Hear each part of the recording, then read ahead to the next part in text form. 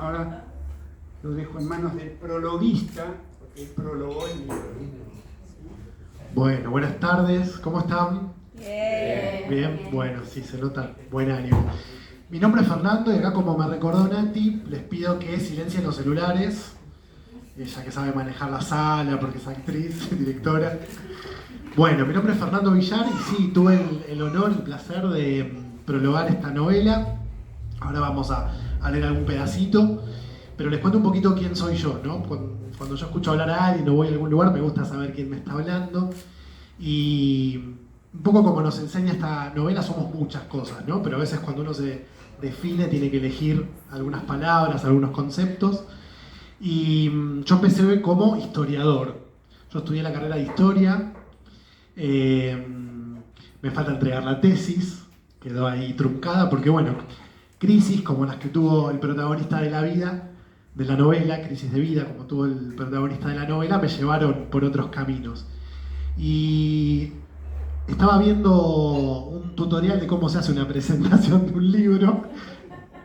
No busqué el tutorial, pero una de tantas sincronicidades de las que vamos a hablar hoy tuvo que ver con que yo justo estaba escuchando la presentación de un libro y esta persona decía que para que una presentación de un libro sea buena tiene que tener una anécdota, tiene que contar un poquito de qué trata el libro y generar la inquietud para que la gente lo quiera leer, ¿no? Así que vamos a empezar por la anécdota. Cuando tuve esta crisis, que fue un poco una ruptura del corazón allá cuando tenía 30 años, cayó en mis manos por sincronicidad un libro de Jung, que bueno, me voló la cabeza, El hombre y sus símbolos. Veo ahí que algunos dicen que sí lo deben conocer, es bueno, uno de los últimos libros que editó y un poco, digo yo, el primero que hay que leer, ¿no? Y en esa crisis dije, no me quiero seguir dedicando a esto de dar clases de historia ni trabajar con mi familia. ¿Qué puedo hacer de mi vida? Digo, vamos a hablar de esto, vamos a estudiar esto y a dar talleres y cursos. Y bueno, así fue que eventualmente la conozco a Nati, que hizo algunos cursos conmigo, que a su vez ella vino a dar algunas clases de psicodrama. Yo doy por sentado que todos saben quién es Nati, ¿no? Pero bueno, Nati, la hija de Jorge, y ha dado también algunas clases o prácticas de psicodrama también dentro de estos cursos que doy, que tienen que ver con la teoría de Jung, que tienen que ver con lo que yo llamo pensamiento transpersonal. Para mí esta es una novela transpersonal, vamos a hablar un poco de eso. Y yo hacía 2 meses más o menos que había empezado a tomar talleres de escritura. Yo nunca estudié literatura, estudié historia. Evidentemente como historiador he leído literatura porque son fuentes para escribir la historia. Pero no me considero un lector sí de historia, porque cuando uno estudia historia lee mucho, ¿no? Pero no tanto de literatura y mucho menos escritor. Pero bueno, empecé a escribir, tomé unos talleres y sentí que el tallerista con el que tomaba los talleres me empezaba a quedar un poco chico porque, bueno, recaía más en la parte gramatical, digamos, etcétera. Y digo, yo acá estoy escribiendo cosas que tienen que ver con los arquetipos, con el inconsciente colectivo, con la sincronicidad. Entonces decía, ¿cómo hago para encontrar a alguien, un mentor, un guía, un referente que lea y me haga una devolución? Y justo esa semana aparece Nati y me dice, mira, mi papá escribió esta novela y me pareció que vos podías escribir el prólogo. Bueno, nos puso en contacto, ¿no? Y para mí esa es la primera sincronicidad de alguna manera, una especie de coincidencia simbólica. Tuvo la generosidad de leer los poquitos cuentos que he escrito hasta ahora, así que para mí es un honor que te hayas prestado a leer esos cuentos y te agradezco. Y bueno, yo leí la novela, escribí el prólogo, nos pareció interesante leerlo ahora en esta apertura, porque es cortito, y me parece bueno, por lo menos fue mi intención que introduzca bien la novela, ¿no? Así que bueno, ese soy yo, entre otras cosas, hablando un poquito de lo que Jung propone, de sus principales conceptos que me parece que aparecen en esta novela. Y bueno, creo que para que sepan un poquito de mí. Si te parece, la presentamos a María, le pasamos el mic, se presenta a ella. Bueno, buenas tardes. Mi nombre es María del Carmen. Bueno, vamos a hacer una presentación cortita. Yo soy acuariana, me presento así. Y soy psicóloga, soy astróloga, escribo. Jorge también me ha ayudado en la escritura. Por supuesto es mi profesor de astrología. Y bueno, y estoy acá acompañando un poquito este evento, esta maravilla de transmitir, de ser en una novela en este caso, pero en la maravilla de ser que es Jorge, ¿no? Que yo un poco acompaño eso y celebro eso.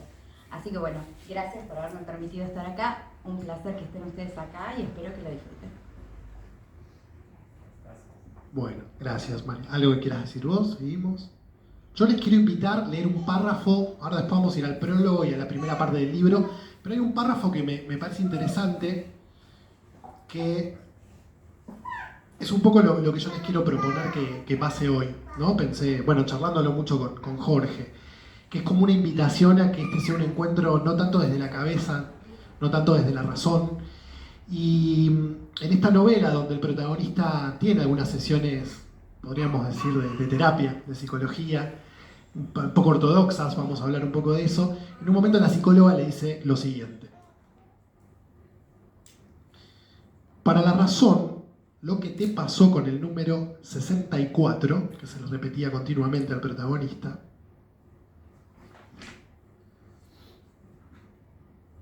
es una especulación inútil.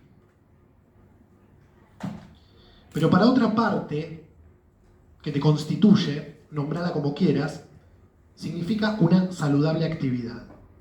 Cuando el intelecto reina, crecidamente pobre resulta la vida. Pero cuanto más inconsciente uno pudiera llegar a percibir, tanto más vida es integrada. Esa experiencia que tuviste existió, se te manifestó, no la inventaste. Nosotros los humanos generalmente nos identificamos con nuestras conciencias y quedamos ahí, aferrados. Las nociones de espacio y tiempo tienen una validez solo aproximativa. Estamos aprendiendo y me parece sano hablar de cosas inaccesibles a la razón. Solo puedo deslizar que esas coincidencias que te ocurrieron casi en el mismo tiempo no estuvieron basadas en fuerzas mecanicistas de causa-efecto, sino en principios de analogía, metáfora y simbolismo. Como diría Jung, fue como una erupción de significado. Entonces, ¿qué querrá decirte el número 64? Me pareció lindo porque es una invitación a que hoy nos ubiquemos en ese lugar, no querramos quizás analizar tanto, pensarlo tanto desde la razón, la estructura, la narrativa, que también es interesante obviamente, pero la propuesta hoy es abordarlo desde este otro lugar. Sí. Bueno, yo no sabía que él iba a elegir esto. Saben que yo soy poco ortodoxo, académico, y bueno, esto que planteó él me da la posibilidad de decir algo que no muchas veces lo dije. Yo a los 14 o 15 años leí algo que no entendí para nada, pero que me cautivó. Que fue lo que dijo Hermes Trismegisto de cómo es arriba es abajo, como una cosa muy linda. No la entendí para nada, porque en esos momentos de total confusión y de fracaso en fracaso de mi vida, ante lo que me proponía el mundo, yo digo, qué interesante. ¿Qué me querrá decir? ¿Cómo es arriba es abajo? ¿Cómo es adentro?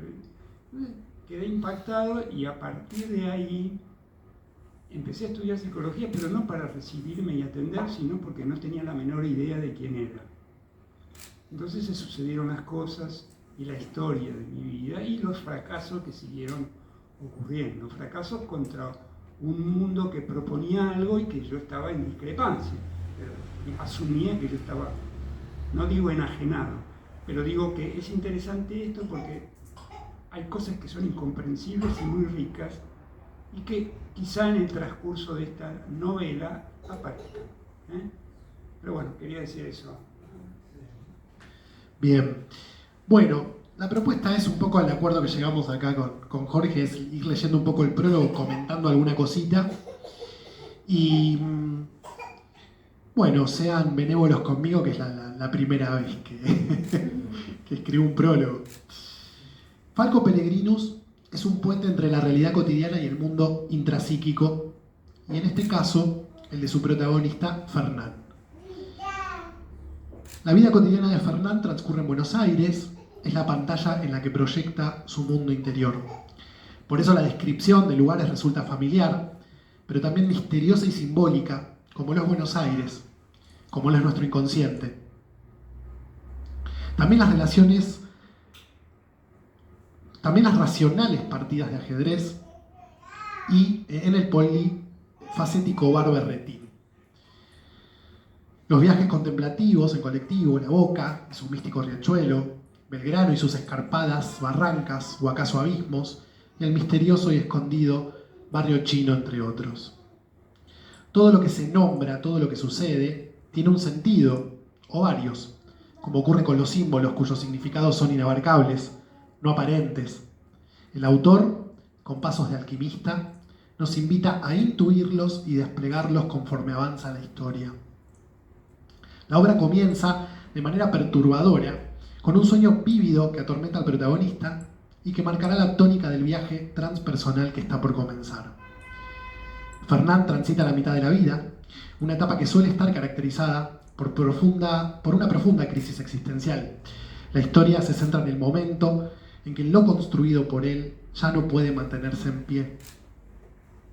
La pasión de Fernán es la fotografía, pero ejercerla como profesión parece haberlo atrapado en una vida de monotonía y de sinsentido. Puede captar la belleza y el caos del mundo, pero se siente incapaz de conectar con él. La máscara detrás de la cual se esconde es el obturador de su cámara. Ha aprendido a sobrevivir buscando entender y controlar su entorno, como cuando captura momentos que busca fijar en su cámara. Sin darse cuenta, ha construido una vida marcada por la soledad y la incomprensión. El autor, en un comprometido tránsito, construye un personaje complejo, introvertido, racional, con comportamientos compulsivos y con síntomas asociados a ese tipo de polarizaciones. A raíz de su crisis, todo lo que no ha expresado en el camino recorrido emerge de las profundidades de su inconsciente a través de sueños que resultan motorizantes, sincronicidades y serialidades o coincidencias aparentes, experiencias místicas, repentinas y sobrecogedoras, vínculos afectivos nuevos y profundos y el encuentro arquetípico con su ánima, que cumplirá el rol de guía. Fernán recibirá, y nosotros también, herramientas valiosísimas para cualquier viaje de autodescubrimiento. Seremos invitados a entrar en la lógica del pensamiento no lineal a través de acertijos o koanes y oráculos que nos parecerán no comprensibles. Seremos desafiados a identificar las sobreidentificaciones y a reconocer y amar los múltiples yoes que nos habitan.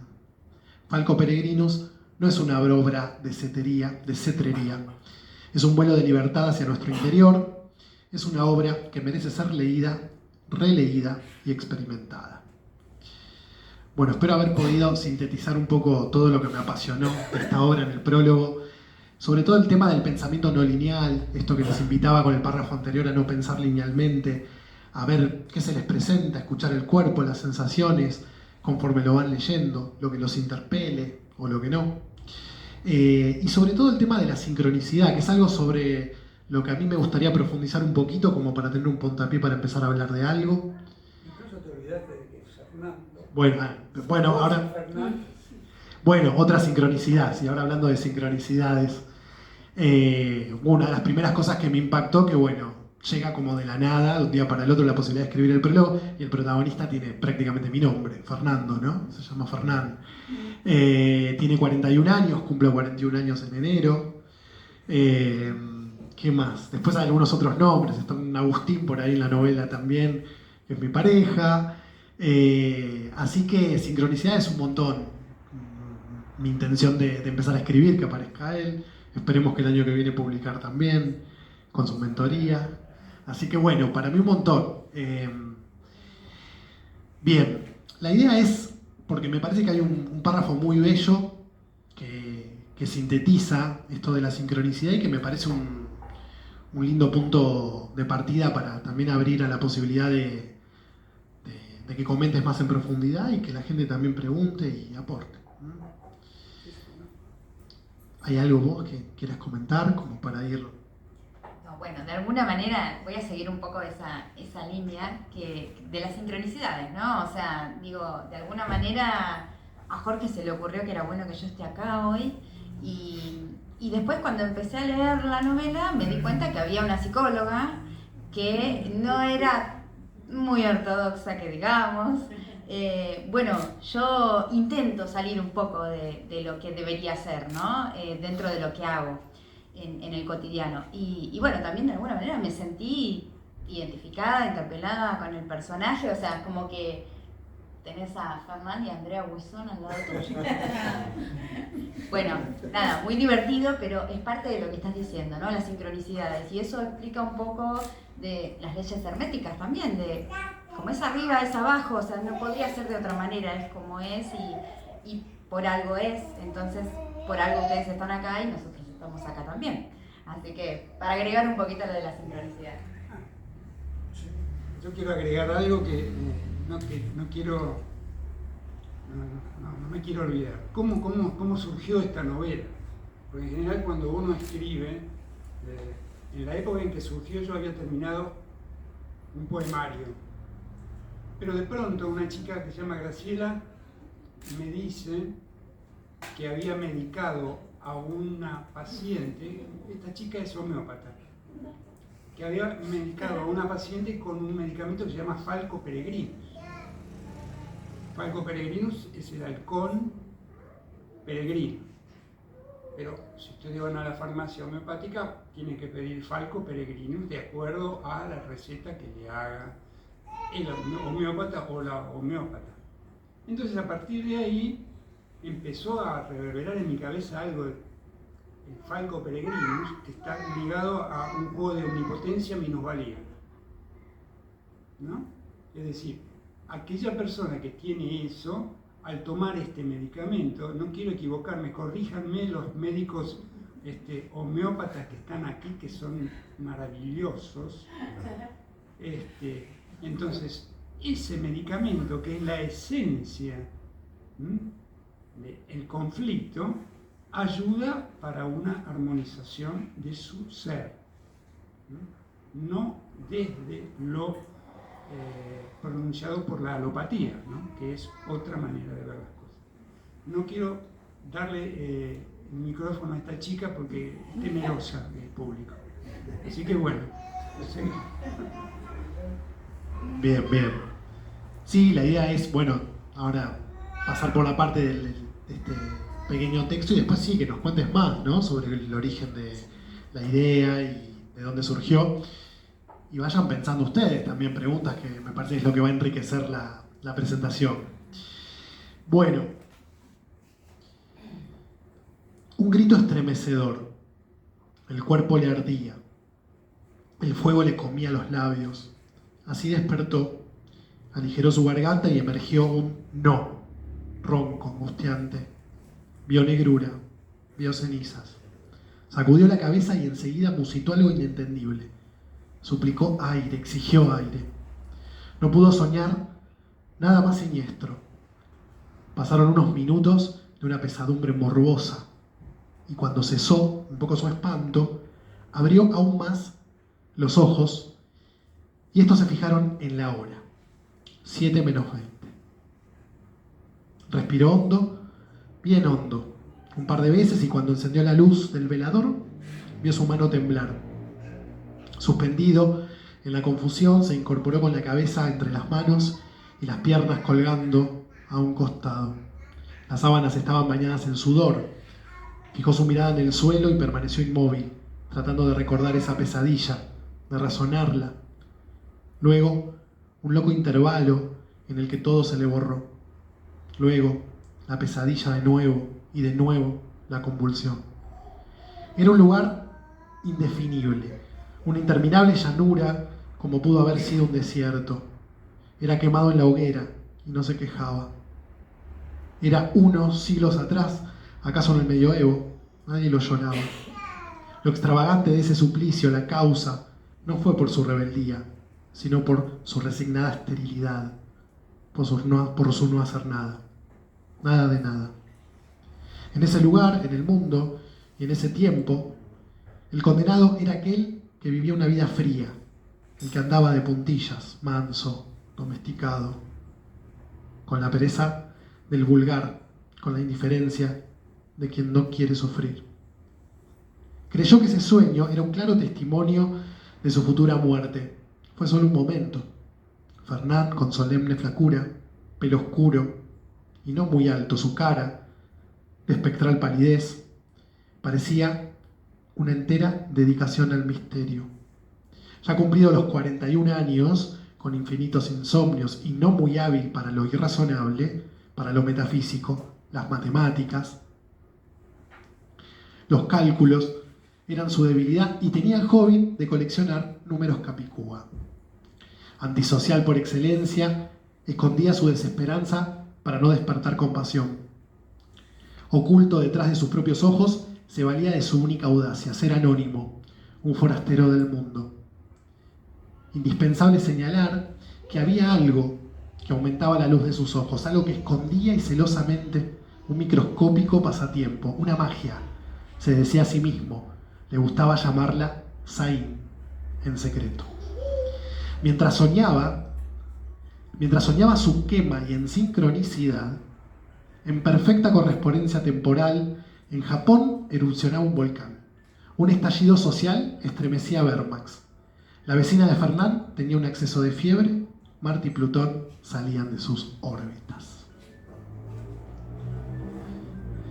Bueno, elegí empezar por acá porque, sobre todo por este último párrafo, donde Jorge enumera lo que para nosotros serían cosas que no tienen nada que ver la una con la otra, ¿no? Lo repito, mientras soñaba su quema y en sincronicidad, uno de los cuentos que yo escribí, que le pasé a Jorge, también tenía que ver con la quema de una bruja. Cuando leí esta parte también me quedé como impresionado. En perfecta correspondencia temporal, en Japón erupcionaba un volcán. Un estallido social estremecía Wehrmacht y la vecina de Fernán tenía un acceso de fiebre. Marte y Plutón salían de sus órbitas. Esta es una enumeración que para cualquier occidental es descabellada. Me hizo acordar a la enumeración de Borges, cuando él habla de la enciclopedia, de una enciclopedia china que enumera, los animales se dividen en, y dice, pertenecientes al emperador, que de lejos parecen moscas, que están pintados por el pincel fino, con pelo de camello. Bueno, una enumeración absurda. Y eso es un poco la mentalidad oriental, que está muy presente en la novela también, ¿no? Aparece Li Ching, aparece mucho de las intervenciones, vamos a decir, de la terapeuta de Andrea, de Fernán, tiene que ver con el pensamiento oriental, con el Tao, ¿no? Y es esto de relacionar las cosas de una manera acausal. Vos usás esa palabra también en el primer párrafo que leí. No hay una relación de causa y efecto. Si yo empujara este libro, el libro se caería, ¿verdad? Hay una causa y hay un efecto. Sin embargo, hay cosas que suceden en simultáneo o más o menos cercanas, como enumera Jorge en este párrafo, ¿no? Que tienen como hilo conductor el fuego, la erupción, el calor, que es lo que está viviendo él, que pensaba también cuando leía el libro. Una señal de iluminación muchas veces es, para las tradiciones de sabiduría, esta sensación de prenderte fuego, ¿no? Entonces me parecía interesante arrancar por esto, por la sincronicidad, por las cosas que no se relacionan por causa y efecto, que suceden en simultáneo, y que para los que a veces somos más racionales, las descartamos como una mera coincidencia, pero que si nos detenemos y pensamos en el símbolo o pensamos qué representa de nuestro mundo interior, perdón por ser tan autorreferencial, ¿no? Pero digo, ¿por qué aparece Jorge en este momento que yo quiero escribir con una novela que tiene que ver sobre las cosas que quiero escribir? Bueno, puede ser una casualidad, es una posibilidad, pero yo me detengo a pensar qué representa para mí, cómo mi mundo interior, mi microcosmos, se expresa en el macrocosmos, en el afuera, ¿no? Hay un autor que habla de la sincronicidad como un puente entre la mente, o el mundo interior, el alma y la materia, lo que pasa afuera. Bueno, creo que cuando uno está en Tao, tranquilamente podría decir la psicóloga de Fernán, Andrea, el camino se va dibujando al andar. Así que yo empezaría por ahí, atendiendo a las sincronicidades y preguntándote cómo nace esta obra, ¿no? ¿Cuál es el origen? ¿Por qué decidiste escribirlo? Si pasó algo. Sé que en otras novelas tuyas han nacido por sincronicidad. Bueno, me gustaría que nos cuentes un poco eso.